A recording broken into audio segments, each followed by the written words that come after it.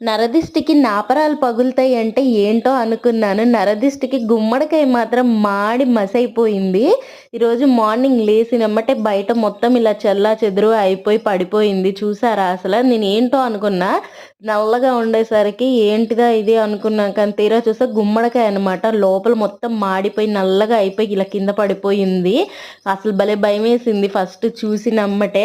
నిజంగా నరదిష్టికి నాపరాలు పగులుతాయంటే ఏంటో అనుకున్నానండి బాబు ఇది. కానీ మీలో చాలామంది ఇదంతా సెంటిమెంట్, పెద్ద మూఢనమ్మకం అనుకుంటారు. కానీ ఎవరి సెంటిమెంట్స్ వాళ్ళే కదా!